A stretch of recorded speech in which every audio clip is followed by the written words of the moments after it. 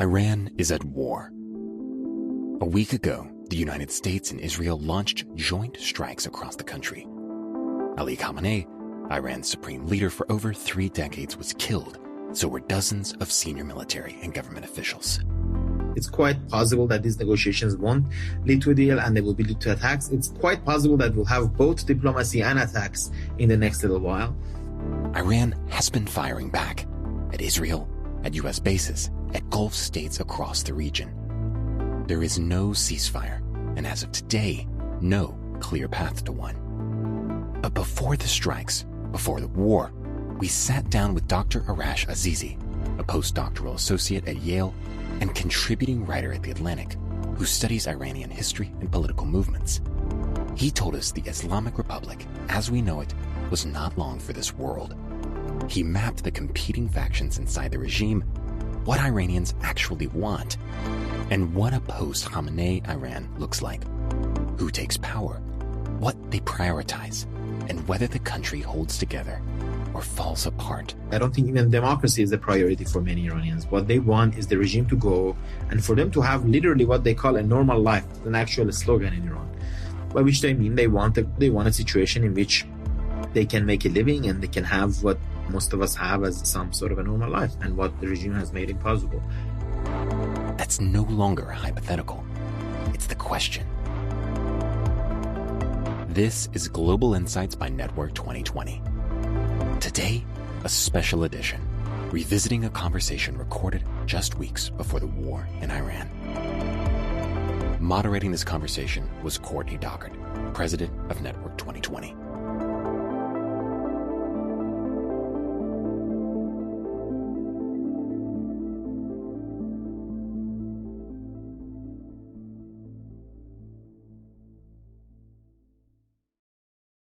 Iran is certainly at a turning point in its history, and we use these terms a lot, but this truly is a turning point.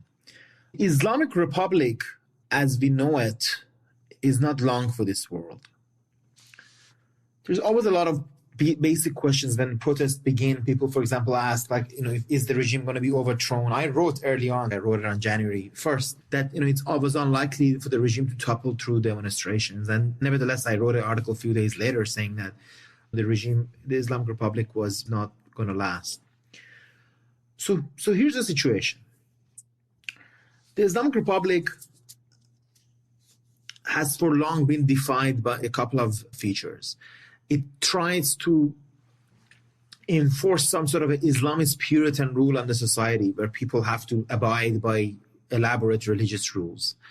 And also it uses the country of Iran, a country of 90 million, as a launching pad for fighting a crusade against Israel and the United States. They're really the core features of the Islamic Republic.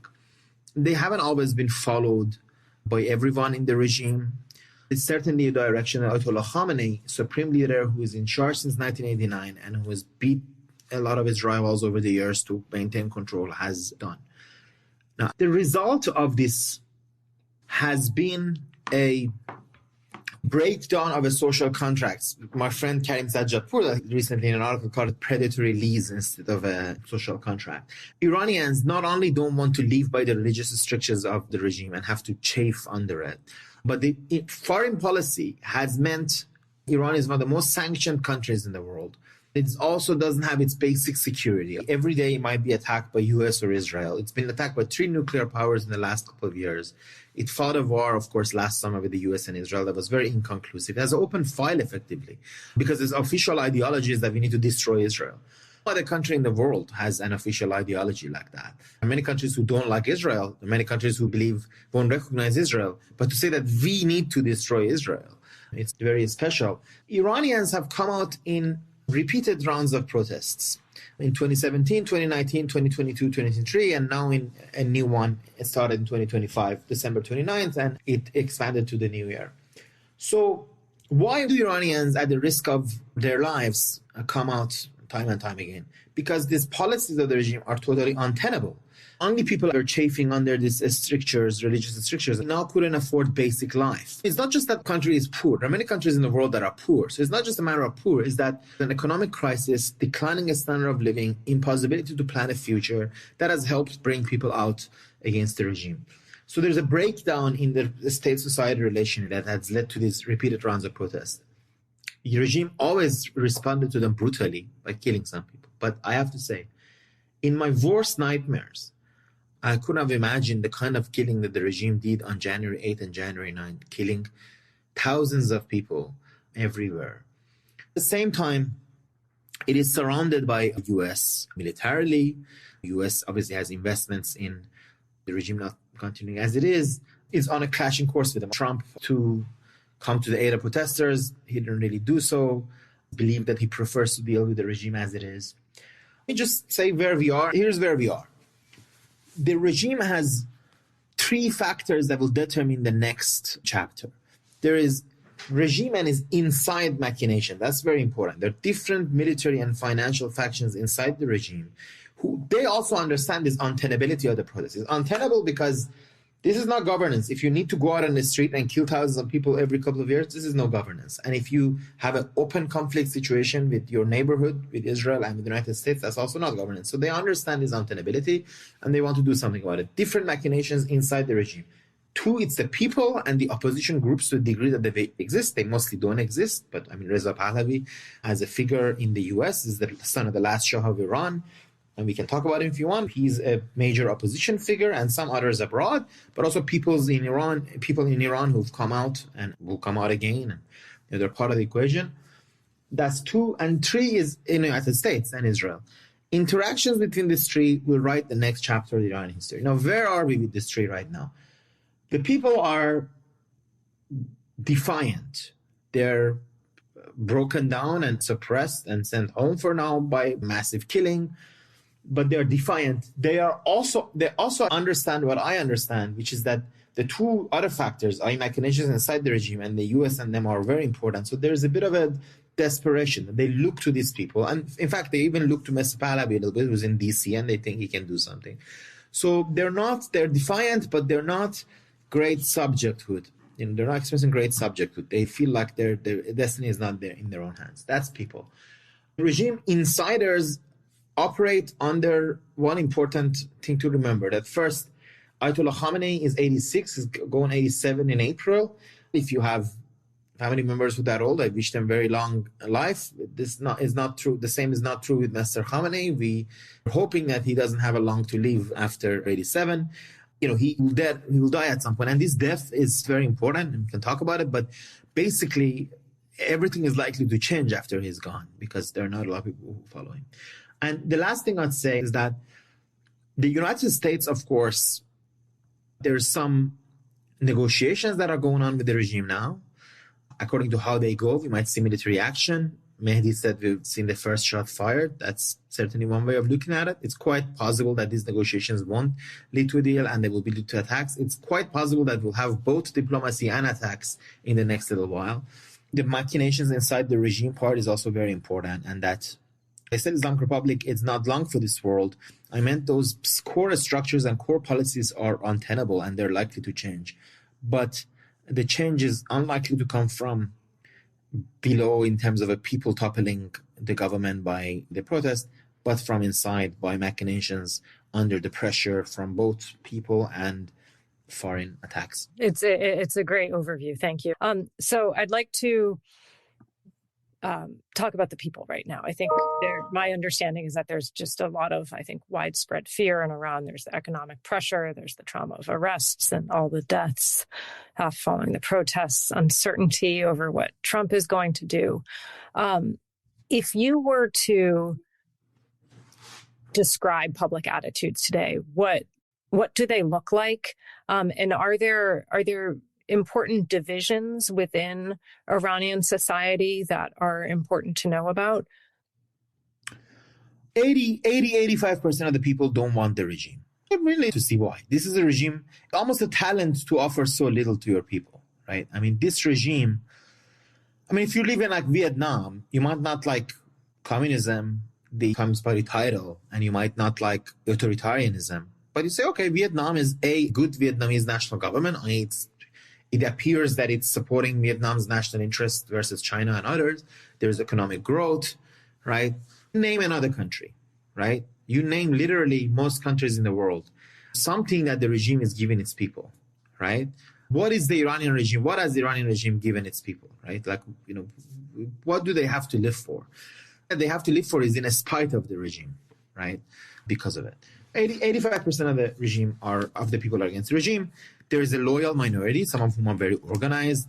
The reason they're organized is that they're invested in this. First of all, they have material interests sometimes because they're linked to this regime's bodies, but they're also invested in this idea of a regime as a launch pad for anti-Western revolution and all that. Many Iranians would like President Trump to come and save them, to somehow overthrow the regime, kill Khamenei, bring something new. Now, that's not how always things work. But I can tell you, 10 years ago, 5 years ago, even 3 years ago, foreign intervention would have been a much more controversial issue than it is now. I think people, after the regime kills thousands of them, they just want someone to come to their help. I'm not saying I'm advocating this. I'm not saying it's easy. I'm not saying it would lead to good things. I'm just reflecting to you what is the mood on the Iranian street. Again, not hard to understand, like many felt under Assad in Syria. A Superman to come help them. President Trump acts like a Superman. Like he says, I'm going to come help you. I'm going to come save you. So if you think you have that option, why not? And Reza Pahlavi, who has many supporters in Iran, he doesn't have majority support. He has many problems. He's been a divisive figure, not a uniting figure of the Iranian opposition. But he does have many supporters in Iran. He has been promising effectively that he'll bring help from President Trump. So many Iranians follow on that. What do most Iranians want? They want this regime to go, and they want... Some of us want democracy, and that's a priority for us. But frankly, I don't think even democracy is a priority for many Iranians. What they want is the regime to go and for them to have literally what they call a normal life, an actual slogan in Iran, by which they mean they want a situation in which they can make a living and they can have what most of us have as some sort of a normal life, and what the regime has made impossible. So then just to dig into a little bit more on the other side of things about what they might want from Trump, what does that look like? Is there a feeling about what the U.S. can do that would be, on the scale of, this is, an ideal scenario to remove the regime and, keep things as somewhat stable as possible without opening a Pandora's box? Or are people just wanting any sort of change? What do they want from Trump? Most people look at the world and sometimes they don't have fully formed ideas. I mean, they want Trump to kill Khamenei. Like they literally want him to take Khamenei out, decapacitate, because it sounds like simple enough. Of course, it's not quite simple. It is simple, actually. It's just a matter of whether you have the intelligence or not to do it. If you kill Khamenei, other things will follow. And they want Trump to help them get rid of the regime. Some of them think maybe Trump can get rid of the regime and they can sort of foster in the transition. But I mean, people don't think it through. They just want help versus these guys.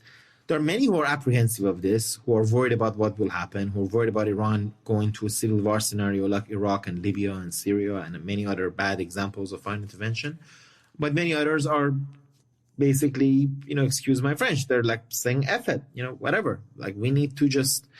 we need to get rid of these guys by any means necessary. So if you ask me about the mood, I mean, that's the sort of mood that many have.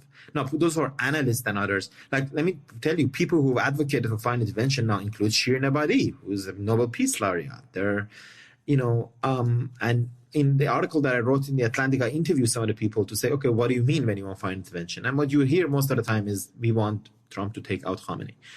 But now, let me tell you something else, which is that okay, also many people in the Iranian domestic opposition, they don't want that. They think, look, foreign intervention is bad. It will lead to bad things, so we are opposing it and all that. Now, how about the talks? Now, what is going to come out of these talks, right? Here's the talks that are scheduled for Friday in Istanbul. They might move to Oman or Doha or, today is Tuesday. Many things can change until we hit Friday. Many things, everything can change, including there can be attacks and all that. What do people want out of the talks? I'll just tell you, for example, that Arjomand, who is the advisor to Mir Hossein Mousavi, who was the former foreign minister, who is now also a major opposition leader. He's in house arrest in Tehran.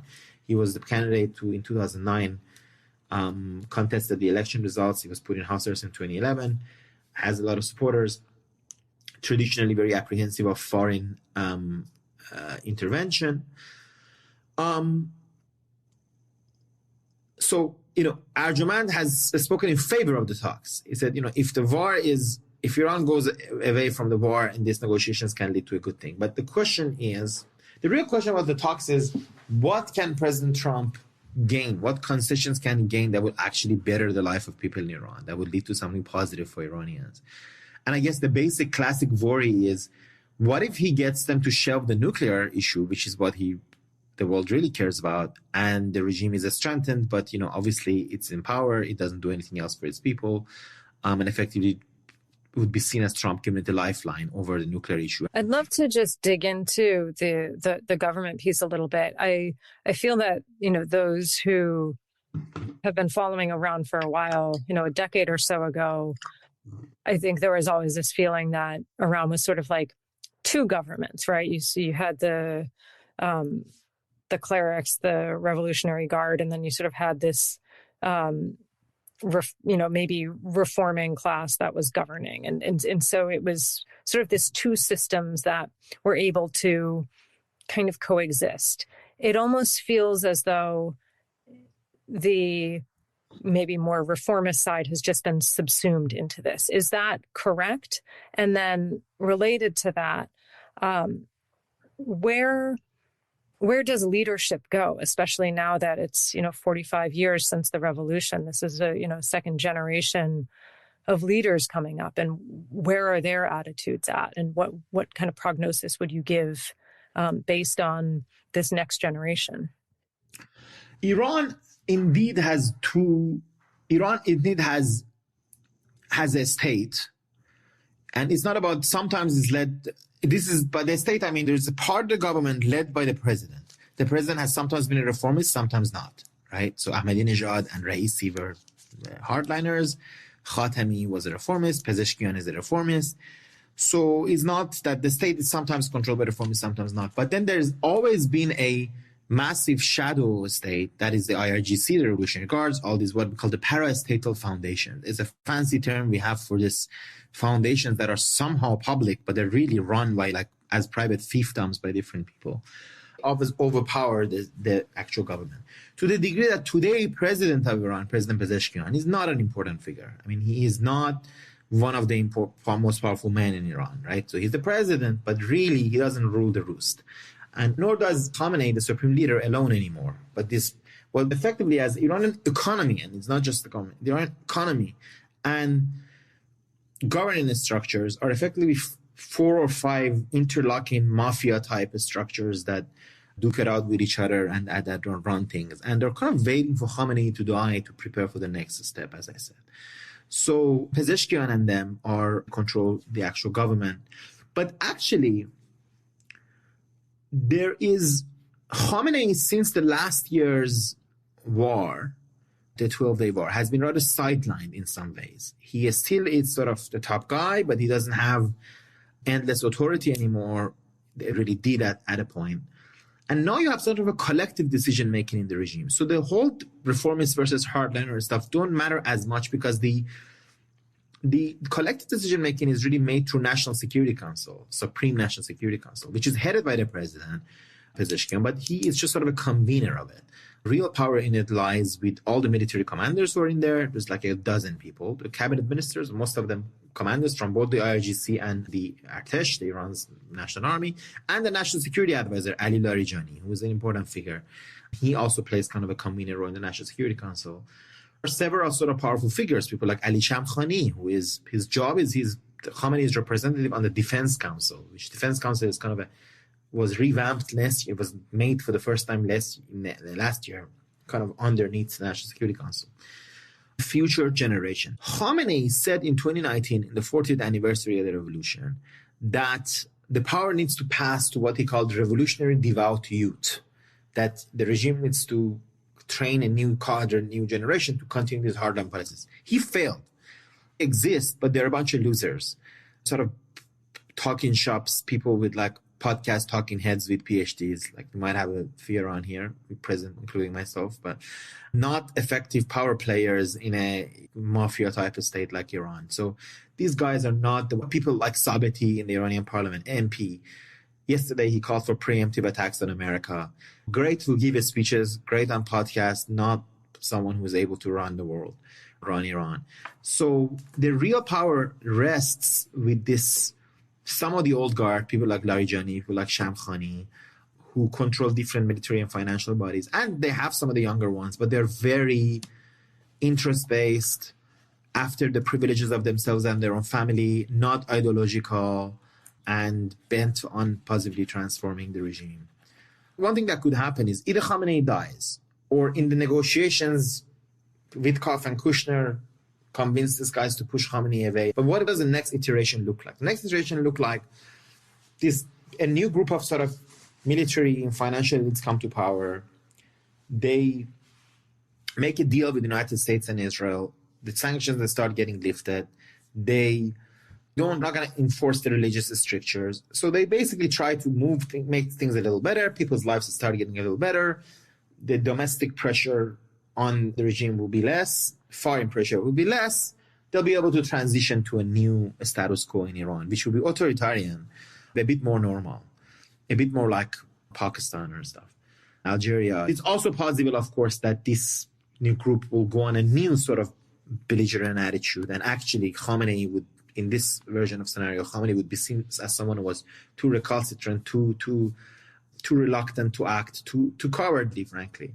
And they would say they would need the missiles.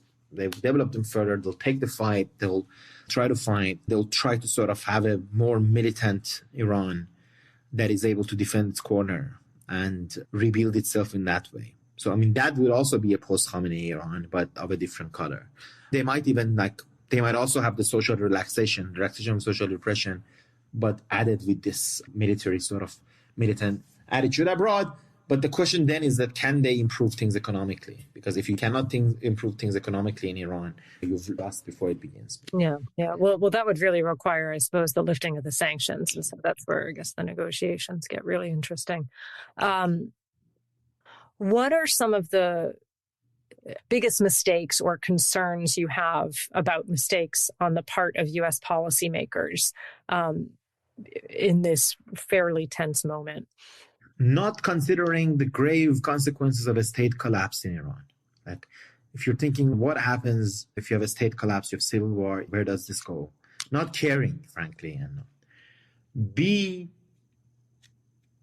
would be thinking that a long-term war or sort of a expanded war in the region is impossible. It's not impossible. And thinking that Iran is always bluffing. And it is possible that you get into a situation you cannot manage and nothing good comes out of it. And partially related to the A point, like civil war. I mean, that's one of the worst case scenarios. Islamic Republic for so long Iran policy has always been such a generative debate because it's so hard and because it's challenge between treating Islamic Republic as an immediate problem and thinking about how to deal with it in sort of an eventual way has always been there. If you stop its nuclear program, how is it going to change later and all that? And I'll say that, so it's easy to sit down here and say, oh, well, they should find the fundamental solution and stuff. But perhaps there's actually something to say against visionary kind of foreign policy, right? Look at someone like George Bush Sr., usually seen as a very successful foreign policy president. He famously said, I don't do the vision thing, right? If you look at his time in office, incredible, actually, how he dealt with the crises as they occurred, right? In 1989, the fall of the Soviet Union, the Tiananmen in China, right? And try to do best actions at every given point. I don't know what is the less Bush-like president that we could have than the one we currently have. I'm not super pessimistic about it, actually, with all the problems we might have with this president.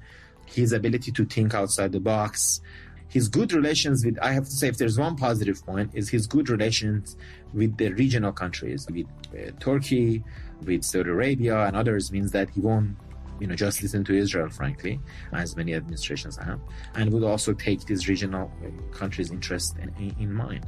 Perhaps the last big mistake would be to not take the aspirations of these regional countries in mind. Right. Thank you very much. Thank you for joining us on this episode of Global Insights.